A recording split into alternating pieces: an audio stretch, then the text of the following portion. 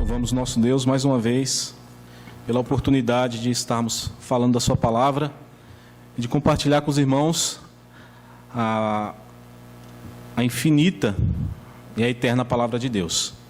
Eu convido os irmãos a abrirem a palavra de Deus no livro de Apocalipse, no capítulo 2.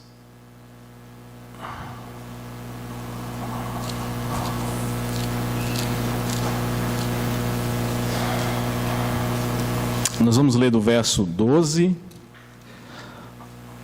até o 17. É a carta à igreja de Pérgamo.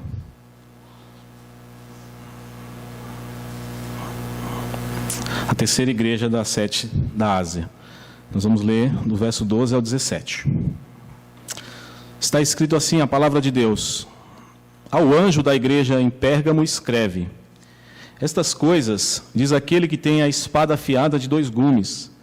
Conheço o lugar em que habitas, onde está o trono de Satanás, e que conservas o meu nome, e não negaste a minha fé, ainda nos dias de Antipas, minha testemunha, meu fiel, o qual foi morto entre vós, onde Satanás habita. Tenho, todavia, contra ti algumas coisas, pois que tens aí os que sustentam a doutrina de Balaão, o qual ensinava a Balaque a armar ciladas diante dos filhos de Israel, para comerem coisas sacrificadas aos ídolos e praticarem a prostituição. Outro sim também, tu tens os que da mesma forma sustentam a doutrina dos nicolaítas. Portanto, arrepende-te, e se não, venho a ti sem demora, e contra eles pelejarei com a espada da minha boca. Quem tem ouvidos, ouça o que o Espírito diz às igrejas. Ao vencedor dar-lhe-ei do maná escondido, bem como lhe darei uma pedrinha branca, e sobre essa pedrinha escrito um novo nome, o qual ninguém conhece, exceto aquele que o recebe. Vamos orar mais uma vez, irmãos? Santíssimo Deus, mais uma vez, Deus, nós nos achegamos ao Senhor em oração, sabendo que somos pecadores, sabendo que somos falhos diante da Tua presença santa, pedindo, Deus, implorando a Tua misericórdia sobre nós, Senhor. Nós que somos homens falhos e pecadores. Que o Senhor tenha misericórdia da Tua igreja, que o Senhor tenha compaixão do Teu povo e fale conosco, Senhor, através desse instrumento. Fale conosco a Tua palavra santa e bendita, Senhor. Exorta, fala conosco. Queremos nos corrigir diante das nossas falhas. Queremos, Deus, estar numa igreja saudável, numa igreja sadia, que o Senhor esteja afastando toda influência do mal, toda influência de Satanás, e esteja, Deus, nos abençoando com a direção do Teu Santo Espírito, que está manifestado na Tua palavra, Pai. É a oração que te fazemos, no nome do Senhor Jesus, nosso amado Salvador. Amém. Irmãos, nós vamos estar vendo hoje essa terceira igreja das 7 que o apóstolo João escreveu no livro de Apocalipse. E essa igreja de Pérgamo, nós vamos ver mais para frente, que é uma das igrejas mais problemáticas das 7. Foi a que recebeu mais críticas, ou uma das que recebeu mais críticas do Senhor. Nós temos aqui várias críticas de Jesus Cristo contra essa igreja. Mas, trazendo para os nossos dias, numa breve introdução, nós vivemos em dias difíceis, tempos difíceis na igreja.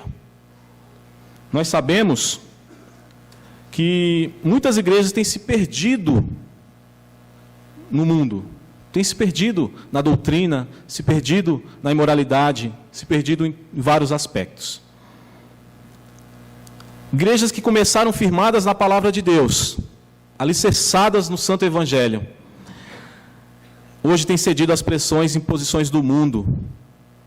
Nós podemos dar o exemplo da nossa igreja-mãe, que é a Igreja Presbiteriana dos Estados Unidos, que foi a igreja que enviou o missionário Ashbel Green Simonton para fundar a Igreja Presbiteriana no Brasil. Era uma igreja séria, conservadora, uma igreja bíblica, e hoje é uma igreja totalmente perdida. Uma igreja que abraçou o liberalismo teológico, que hoje ordena homossexuais como pastores e além disso, fazem casamentos homossexuais. Então, uma igreja que não crê mais na palavra de Deus como sua única regra de fé e prática. É uma igreja que, lamentavelmente, se perdeu. Tanto é que a nossa igreja, há mais de 30 anos, cortou os laços, né, o relacionamento com essa igreja. Hoje, a Igreja Presbiteriana do Brasil não tem mais nada a ver com a Igreja Presbiteriana dos Estados Unidos, por causa disso, da apostasia. É lamentável que pessoas que se dizem seguidoras de Cristo, se dizem crentes, abraçam e apoiam esse sistema mundano que é pautado pelo humanismo, nitidamente contrário à palavra de Deus e os seus princípios das Escrituras. Muitos pastores, muitos crentes brasileiros têm abraçado doutrinas mundanas e humanistas. Posso dar alguns exemplos de mundanismo ou de sistemas mundanos que se infiltram na igreja. Na área da sexualidade, por exemplo, tem igrejas que aceitam abertamente uma liberação sexual. Pessoas que se praticam fornicação, adultérios, e não há disciplina, não há correção. Igrejas que têm abraçado e assumido uma postura pró-homossexualismo, que é nitidamente um pecado diante do Senhor. Mas tem muitas igrejas hoje e pastores que não vê problema nenhum. Na área de direitos, por exemplo, direitos humanos ou de igualdade, nós vemos aí o feminismo que tem se infiltrado também fortemente nas igrejas. A liberação do aborto, pastores que são a favor do aborto. Nós temos também o pragmatismo que tem se infiltrado nas igrejas. O que é o pragmatismo? É aquela ideia de que o importante é dar certo, o importante é ter resultado, então vale tudo. Se a igreja está cheia, se a igreja está feliz, não importa, vale qualquer coisa. E aí tem várias aberrações que nós vemos aí nos dias de hoje, que muitos pastores fazem para atrair o pecador para a igreja. E aí vai ter que continuar alimentando esses pecadores com coisas antibíblicas. Nós temos também outra doutrina humanista do mundo que tem se infiltrado na igreja, teologias marxistas, como por exemplo a teologia de missão integral e a teologia da libertação, que é uma teologia católica, na qual eles defendem que o problema do ser humano não é o pecado. O problema do ser humano não é o pecado, mas o problema do ser humano é a desigualdade das classes, a opressão de uma classe sobre outra. Então eles distorcem o evangelho para dar base para a sua ideologia. Nós temos também a famigerada teologia da prosperidade, que tem se filtrado em várias igrejas, inclusive igrejas tradicionais têm abraçado essa teologia, que apenas visa o lucro e o sucesso do crente, e esquecem as outras coisas fundamentais na vida do cristão. Por fim, já falei do liberalismo teológico, que é uma doutrina que arranca a fé da pessoa, porque eles não creem nas Escrituras, não creem em milagre, não creem no sobrenatural, e é uma espécie de ateísmo cristão, porque está dentro da igreja. Está dentro da igreja. Pastores que defendem abertamente isso. Os seminários e universidades teológicas, quase todos têm professores liberais. É difícil você encontrar um seminário ou uma universidade que os professores são conservadores, que defendem a palavra de Deus. Então, são vários os problemas que se infiltram na igreja. Mas qual deve ser nossa postura como cristão? Os verdadeiros crentes devem se posicionar contra esse sistema iníquo, reprovando suas obras. Devemos ser o sal da terra e a luz do mundo. Ainda que isso nos traga muitas complicações. Se posicionar contra esse erro, contra o pecado, pode gerar tribulações, pode gerar perseguições, ódio, desemprego. De repente, seu chefe é homossexual e ele chega para você e pergunta: você acha que eu estou errado com as minhas práticas?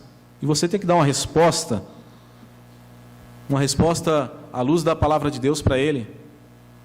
dependendo do que você falar, você vai ser mandado embora. Então, o cristão tem que se posicionar com firmeza na palavra de Deus, confiando em Deus e não negociando a verdade do Senhor.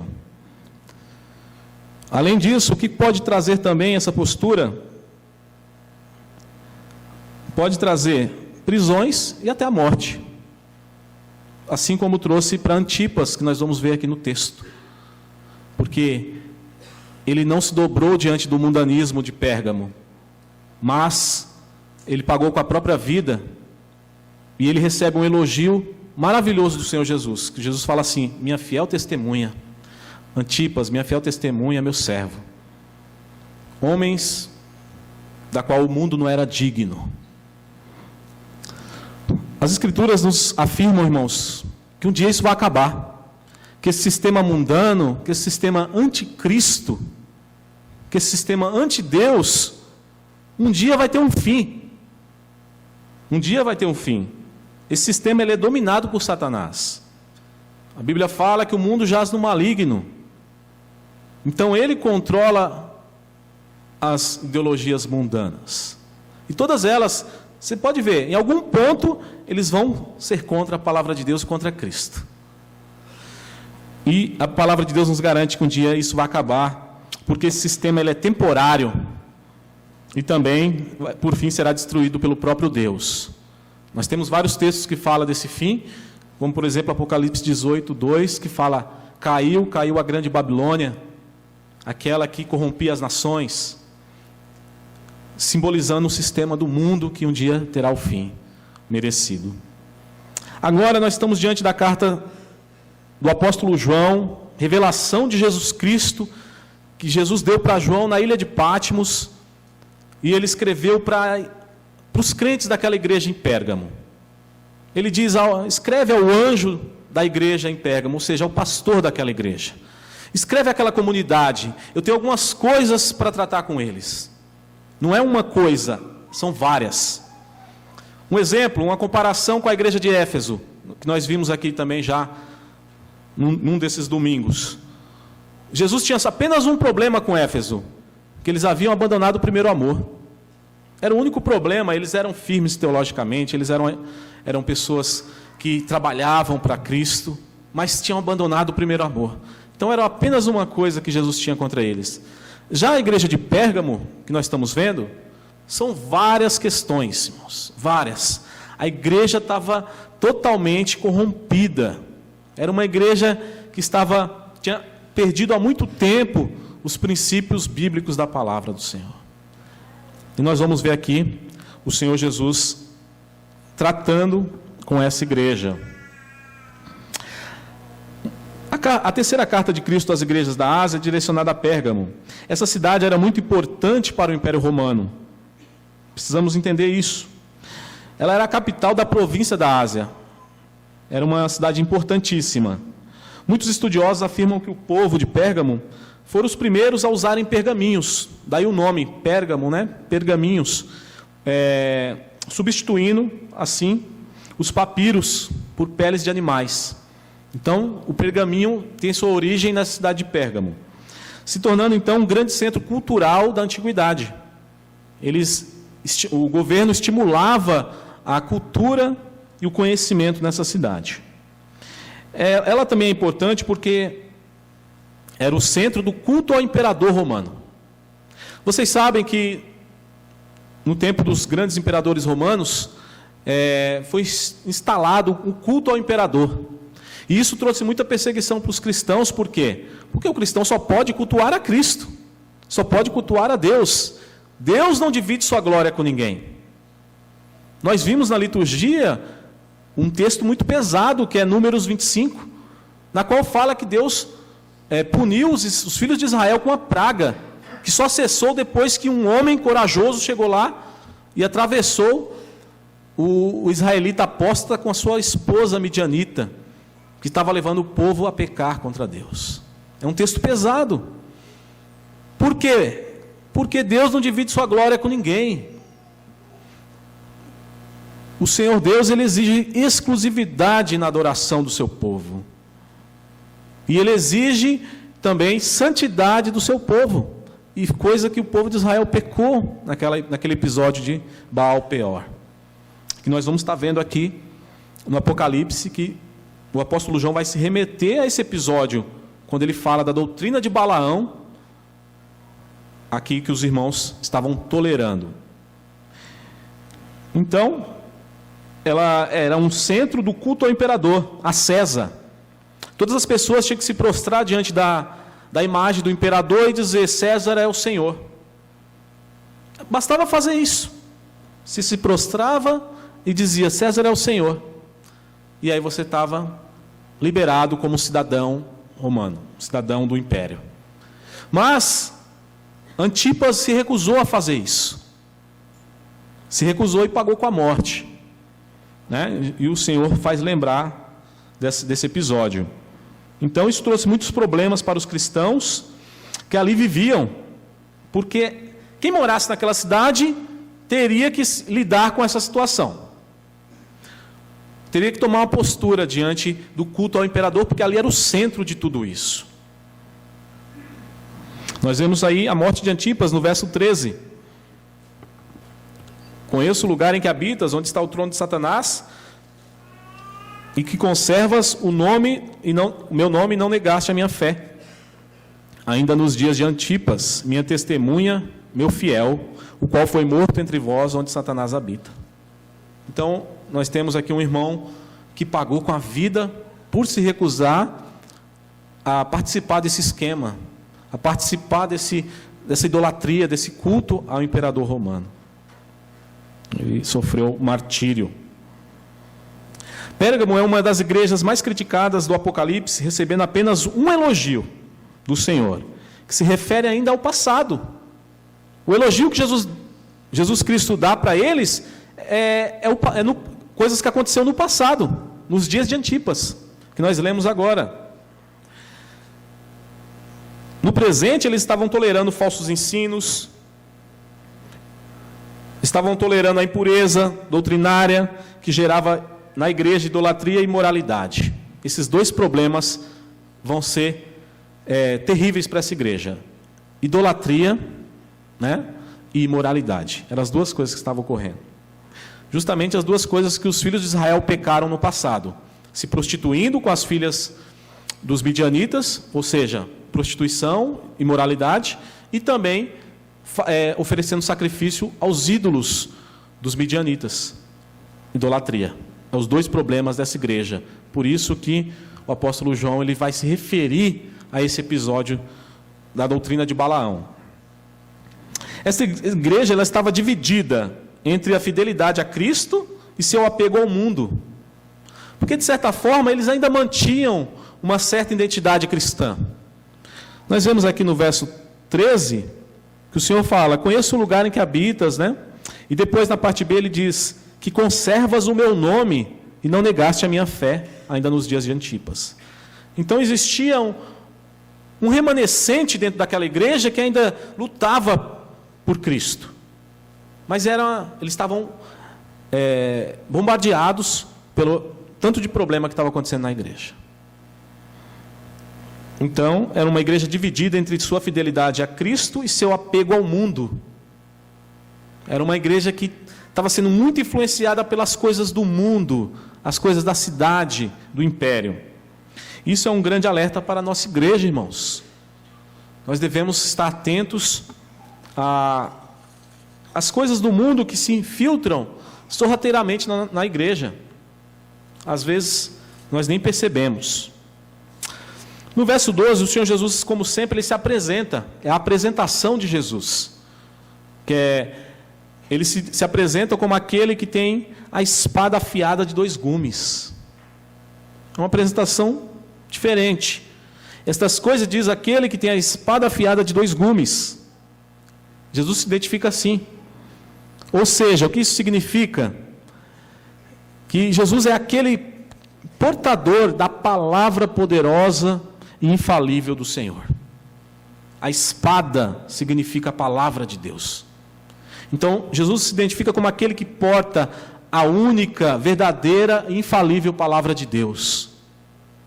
E ele vai contra esses irmãos, ele chega a dizer que vai pelejar contra esses pecadores, pelejar com a espada que sai da sua boca.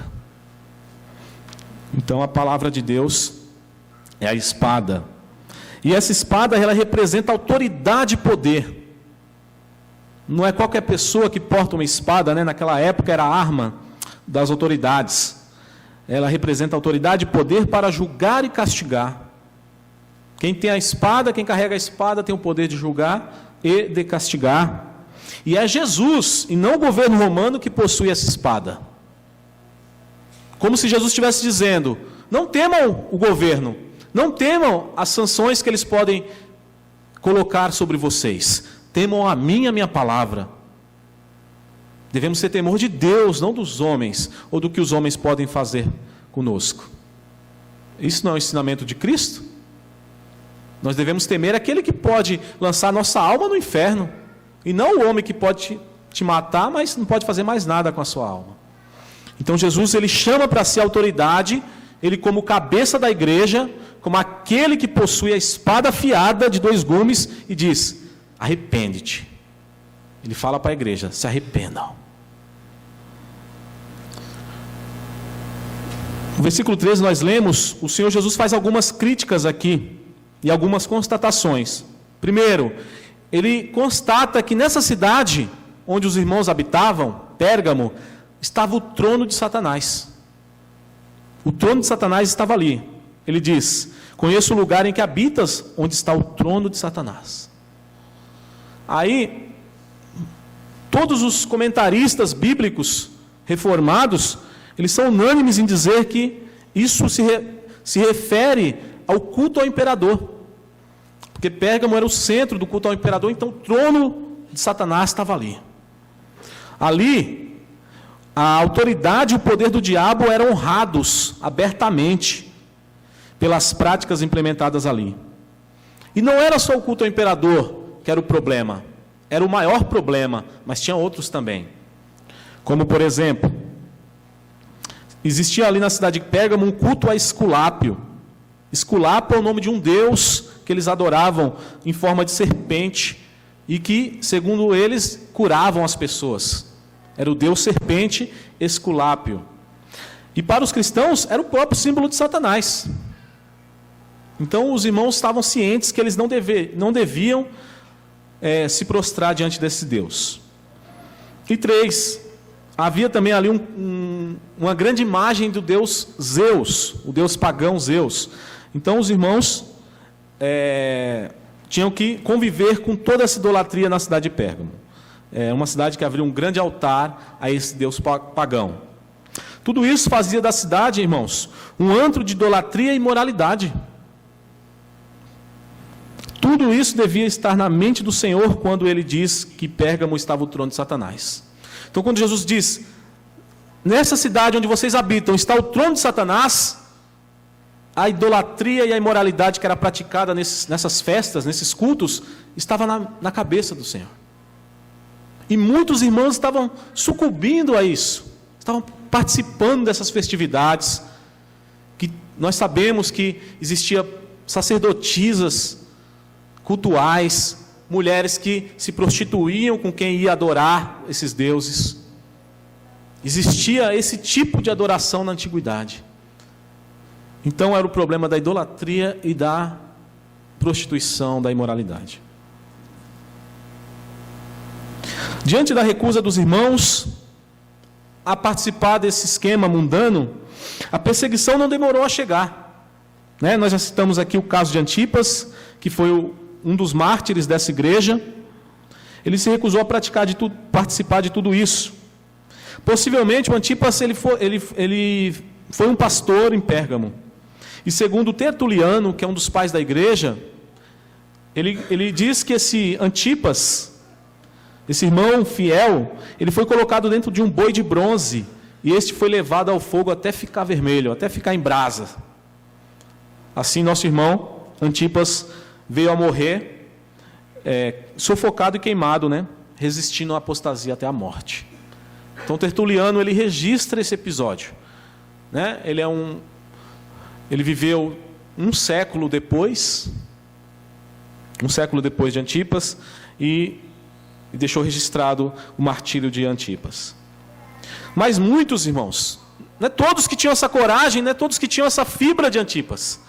Muitos irmãos estavam sucumbindo, estavam cedendo à influência e à pressão das festividades pagãs de Pérgamo.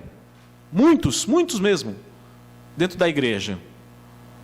E até mesmo participando das imoralidades que caracterizavam estas festas. E aí o Senhor Jesus entra com uma crítica forte a partir do verso 14. Quando ele diz: tenho todavia contra ti algumas coisas, pois que tens aí os que sustentam a doutrina de Balaão. Quem não sabe, Balaão foi um falso profeta dos tempos de Moisés. E qual que era a doutrina de Balaão?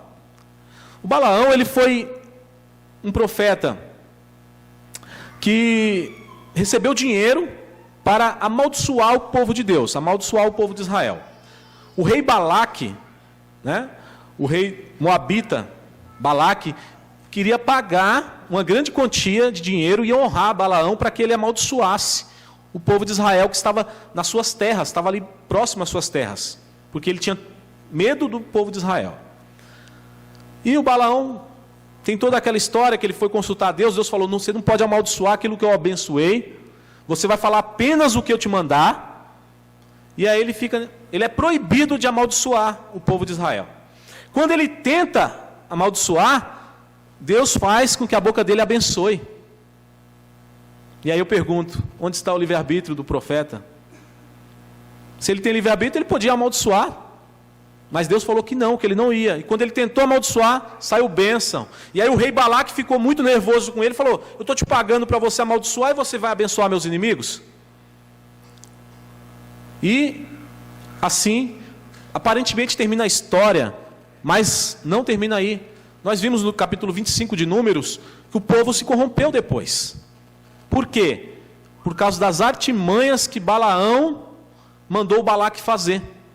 Ele não amaldiçoou o povo, mas ele falou para o rei Balaque: se você quer corromper esse povo, deixar eles fracos, seduz esse povo com as mulheres, que aí eles vão praticar prostituição e vão adorar os seus deuses, e aí o Senhor não vai se irar contra eles. E justamente foi isso que aconteceu. Então nós sabemos que Balaão deu esses conselhos para Balaque, para que ele seduzisse o povo de Israel com mulheres fora da linhagem de Israel, mulheres que não pertenciam à linhagem do Senhor, e que levou o povo a se prostituir e a adorar outros deuses. Daí veio aquela praga sobre o povo de Israel. A Bíblia diz que morreu 24 mil pessoas com essa praga, e ela só cessou quando aquele infrator foi morto, porque tinha um lá que tinha zelo por Deus. E aí Deus abençoou a vida dele. Então, quando João fala, aí dentro da igreja tem aqueles que sustentam a doutrina de Balaão. Tem aqueles que são iguais a Balaão. E aí está o perigo.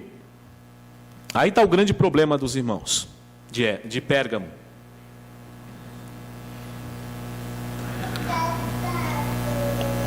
Nós vemos também aqui que esses que sustentavam a doutrina de Balaão, eles ensinavam que os irmãos de Pérgamo poderiam tranquilamente participar das festas ao imperador, poderiam tranquilamente participar das festividades aos deuses pagãos, porque Deus é gracioso e Ele iria perdoar, se fosse pecado. Que a graça de Deus é maior. E aí, nós temos uma mistura aqui da doutrina de Balaão, e também, no versículo 15, dos nicolaítas. Nós já vimos lá no texto da igreja de Éfeso. Mas Jesus diz aqui, por meio de João: tenho contra ti que sustenta a doutrina de Balaão, o qual ensinava a Balaque a armar ciladas diante dos filhos de Israel para comerem coisas sacrificadas aos ídolos e praticarem a prostituição. E aí ele diz: outros sim também tu tens os que da mesma forma sustentam a doutrina dos nicolaítas. Os nicolaítas eram um grupo que estava pervertendo as igrejas daquela época. eles eram liberais, vamos dizer assim. Não existia pecado para o cristão, segundo os nicolaítas. A igreja de Éfeso, eles rejeitaram os ensinos dos nicolaítas. Nós podemos conferir isso aqui na carta de Éfeso.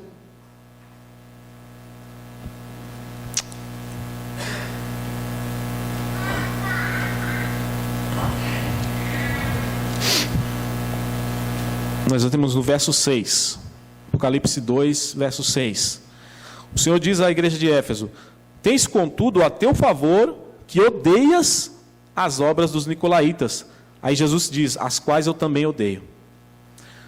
Então, os nicolaítas tinham sido rejeitados em Éfeso, mas tinham sido aceitos de braços abertos em Pérgamo. Então Jesus tem essa crítica contra essa igreja também. Além de vocês aceitarem aqueles que defendem a doutrina de Balaão, vocês também aceitam a doutrina dos nicolaítas. Então o Senhor estava muito irado com essa igreja. Estava muito irado com essa igreja que estava se apostatando da fé. Sendo assim, meus irmãos, muitos estavam fraquejando e compactuando da idolatria e da prostituição. Essa igreja estava vivendo um grande perigo, fazendo uma meia aliança com o mundo. A igreja de Pérgamo. Para o cristão que vivia em Pérgamo era complicado, porque ele estava no olho do furacão.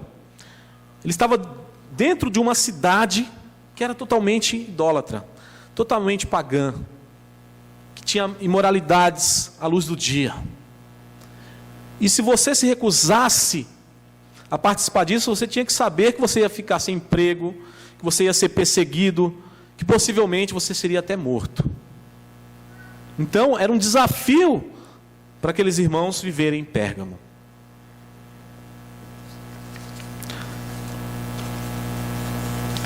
Satanás tentou e não teve êxito com aquela igreja através da perseguição e morte. Porque teve Antipas que mostrou que o caminho do martírio era uma opção. E aí ele mudou sua estratégia, sua tática, né? Usou da sedução. A mistura religiosa, o ecumenismo. E muitos acabaram negociando a verdade de Deus. Mas os problemas não acabaram por aí. Né? Nós vimos que tem os que sustentavam a doutrina de Balaão, os nicolaítas também. Os nicolaítas, irmãos, eles diziam que quanto mais o crente pecar, maior será a graça de Deus em sua vida. Parece loucura para nós ouvirmos isso hoje. Quanto mais você pecar, maior vai ser a graça de Deus na sua vida. Maior vai ser o perdão. E eles sustentavam essas ideias, essas doutrinas. E Jesus diz: eu odeio essa doutrina. Eu odeio essa doutrina, porque não é a verdade. Eles também ensinavam que a liberdade de Cristo é liberdade para o pecado. Então as pessoas, os crentes, estavam livres para viver sem freios, sem imposições, sem regras, sem lei. Eles eram contrários à lei de Cristo. Eles confundiam liberdade cristã com libertinagem. E esse era o grande problema dos nicolaítas. E assim eles faziam apologia ao pecado e apoiavam o mundanismo na igreja, o que trouxe consequências terríveis para Pérgamo. Né? Esse grupo herético havia sido rejeitado na igreja de Éfeso, mas em Pérgamo não. O grande problema em Pérgamo é que diante do pecado e do erro aberto, que todos estavam vendo, a igreja se calou. E aí, eu coloco aqui um segundo pecado, um segundo problema. Porque existia aquele grupo que abertamente estavam praticando essas coisas. E Jesus diz que vai entrar em juízo com eles. Mas o restante da igreja que não praticava essas ações, não praticava esses pecados, estavam tolerando o erro. Estavam sendo coniventes com o pecado. Isso é um problema também. Quando a igreja se cala diante do erro. Né? O conformismo a tornou infiel. Por isso, a importância da disciplina bíblica, irmãos. A disciplina bíblica existe, foi instituída por Cristo, para que a igreja seja uma igreja pura, mantenha a sua pureza. A nossa própria Constituição, ela coloca 3 pontos por que deve existir a disciplina bíblica. Primeiro, para honrar a Deus, honrar o nome santo de Deus. Segundo, para purificar a igreja. O pecado tem que ser extirpado. E terceiro, para recuperar o faltoso, para que a pessoa venha se arrepender. A disciplina não foi feita para matar a pessoa, para excluir a pessoa da face da terra, não. A disciplina é para que a pessoa venha se arrepender e saber que o caminho que ele está caminhando, que ele está trilhando, é caminho para a morte e não para a vida. E através da palavra de Deus ocorre a disciplina. Jesus mesmo disse, né? Se teu irmão pecar contra ti, vai até ele. E se ele te ouvir, você ganha o seu irmão. Ganhaste o teu irmão. Mas se ele continuar insistindo no erro, aí você tem que chamar uma testemunha e ir até ele novamente. Se ele continuar, leva o caso para o conselho, para a igreja. E aí, se ele continuar insistentemente na prática, aí ele sim será excluído, considerado publicano. Será considerado uma pessoa fora da comunhão de Cristo. Então a disciplina bíblica é importantíssima para manter a igreja saudável. A igreja saudável. Uma igreja que não tem disciplina é uma igreja que não é sadia, uma igreja que não está vivendo a palavra de Deus. Diante desse cenário, irmãos, horroroso, que estava vivendo essa igreja, Cristo, cabeça da igreja, ele chama os crentes de Pérgamo ao arrependimento e os ameaça com um terrível juízo. Ele destruiria os que persistem em suas práticas mundanas. Está no versículo 16. Portanto, arrepende-te, senão venho a ti sem demora, e contra eles pelejarei com a espada da minha boca. Haveria a guerra de Cristo contra esses irmãos faltosos.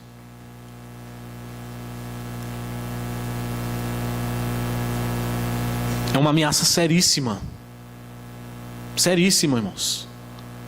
Arrepende-te, senão venho até a ti e pelejarei contra vocês com a espada da minha boca. Olha, pelejarei contra eles. Contra eles quem? Aqueles que sustentavam a doutrina de Balaão, contra os nicolaítas. Contra esses que Jesus ia pelejar. Mas a igreja inteira ia sofrer. Porque nós somos um corpo. A igreja é um corpo. Ainda que o juízo fosse ali naquele caso individual contra eles, Jesus diz, contra eles, contra aqueles que estavam na prática do pecado, a igreja inteira ia sofrer naturalmente, porque é um corpo, é um só organismo. Cristo exige a disciplina em sua igreja. Uma observação, que nós podemos fazer, que muitos se desviaram naquela igreja, o juízo caía sobre os que se desviaram, mas a igreja toda é disciplinada e envergonhada no processo. O escândalo, a vergonha, todos sentem, todos, lógico, todos que fazem parte de fato da igreja. Se um irmãozinho aqui cair em um pecado terrível, escandalizar a igreja, escandalizar o nome de Cristo, a igreja inteira vai passar vergonha. A igreja inteira. Então, nós temos que ter essa consciência de corpo, de organismo. E Jesus, após fazer essas críticas terríveis a essa igreja, no versículo 17, ele termina com a promessa, assim como ele faz em todas as 7 igrejas. Todas elas, ele se apresenta, ele faz um comentário, uma advertência, uma crítica e, por fim, uma promessa. 17. Ele diz: quem tem ouvidos, ouça o que o Espírito diz às igrejas. Ao vencedor dar-lhe-ei do maná escondido, bem como lhe darei uma pedrinha branca, e sobre essa pedrinha é escrito um nome novo, o qual ninguém conhece, exceto aquele que o recebe. Então, o Senhor faz algumas promessas, maravilhosas aqui aos vencedores, aqueles que não iriam sucumbir a esse sistema mundano que estava em Pérgamo. A primeira promessa nós podemos dividir em 3 aqui. Nós podemos ver que ele promete um maná escondido, que os vencedores comerão do maná escondido, que também receberão uma pedrinha branca e um novo nome novo.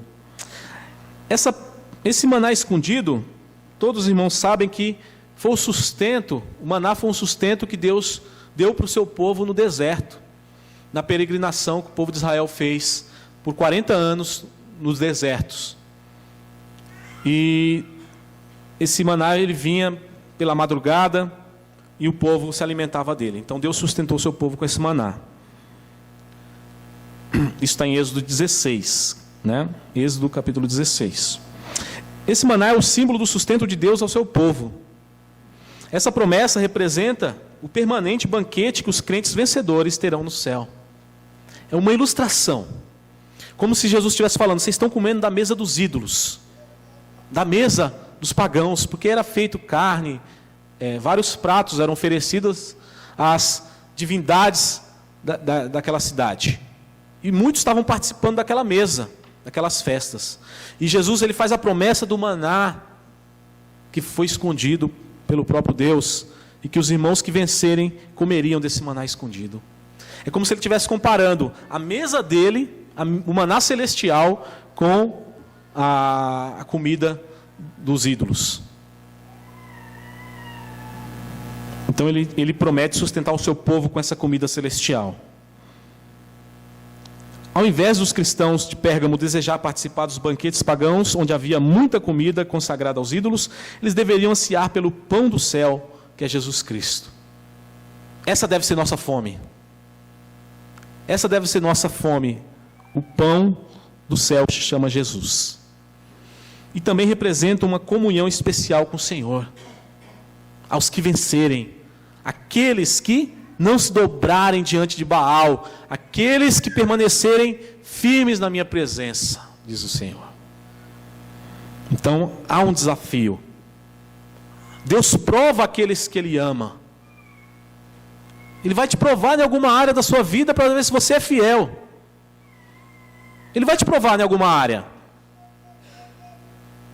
E aí você vai ter a oportunidade de mostrar ou de provar para Deus que você o ama acima de todas as coisas, acima de tudo. Jesus promete também uma pedrinha branca. E essa pedrinha branca é interessante o que ela representa. Ela tem 2 simbologias. A primeira, ela é um símbolo de absolvição. E segunda, ela é um símbolo de admissão. Absolvição por quê? Nos tribunais dessa época, nos tribunais romanos, ela era usada para dar veredito dos jurados. A sentença de absolvição correspondia a uma maioria de pedrinhas brancas que o acusado recebia. Então, se ele tinha uma maioria de pedrinhas brancas, em contraste com as pretas, ele seria absolvido daquela questão. Então, os estudiosos fazem essa comparação, que Jesus prometeu essa pedrinha branca, simbolizando a nossa absolvição dos nossos pecados, a absolvição dos nossos erros. E, da mesma forma, os cristãos também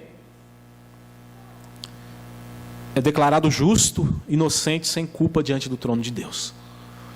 Naquele dia que o Senhor há de julgar todas as pessoas, na qual o Senhor há de julgar todos, a Bíblia fala que vai julgar todas as pessoas, segundo as suas obras, e segundo tudo que você fez, pensou, a intenção do seu coração. Ele vai julgar tudo, o seu pensamento, por que você está aqui essa noite, qual a sua intenção, se seu coração está puro aqui na casa do Senhor, ou se você veio por simples religiosidade, tudo será julgado diante de Deus. Então, a pedrinha branca simboliza a declaração de Jesus, de você, que você é justo, inocente, sem culpa, diante dele. E também era utilizada como bilhete de entrada nas festividades públicas, né? Sendo o símbolo, então, de uma admissão. Você pode entrar. era outro simbolismo também que essa pedrinha tinha. Então simboliza a nossa admissão no céu, nas bodas do Cordeiro. Naquele dia que o Senhor diz que Ele reunirá todos os eleitos, todos os cristãos, e fará a grande festa, as bodas do Cordeiro. O casamento, né, da igreja, que é a noiva, com Cristo, que é o noivo. Nesse grande dia, nós seremos admitidos no céu. E por último, ele diz que Ele dará um novo nome, que estará escrito nessa pedrinha, representando então uma nova identidade no céu e nova terra. Um novo nome na nova terra e no novo céu. Uma nova revelação com o seu Salvador, revelada num glorioso caráter transformado. Jesus Cristo, Ele anseia, e Ele deixa claro isso na sua palavra, que os cristãos, que os seus filhos tenham vidas transformadas. Ele diz: importa-vos nascer de novo. Importa-vos nascer de novo. Ele diz também: sepultai o velho homem e deixar nascer uma nova criatura. Então, práticas erradas, práticas que não glorificam a Deus, devem ser esquecidas e deixadas de lado, para nós termos uma nova vida, um novo caráter em Cristo. E isso nos fará ser sal, isso nos fará ser luz nesse mundo de trevas, dominado pelo sistema de Satanás. Algumas aplicações finais, irmãos, para nossas vidas, que nós podemos tirar desse texto.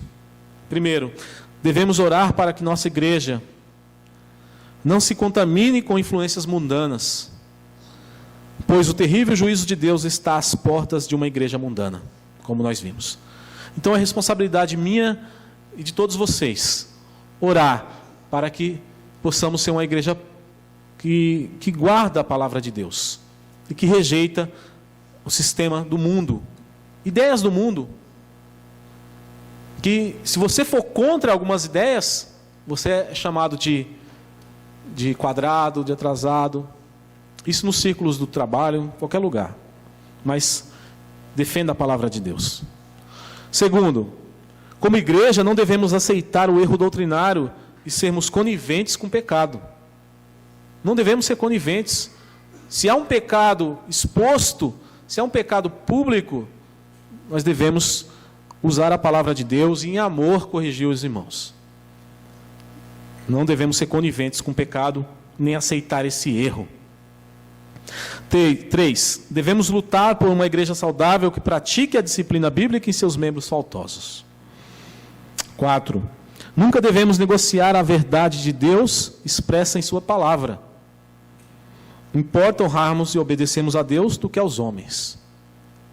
É o famoso temor de homens, né, que muitas vezes nos assola e acabamos, dá para passar, não é tão grave assim.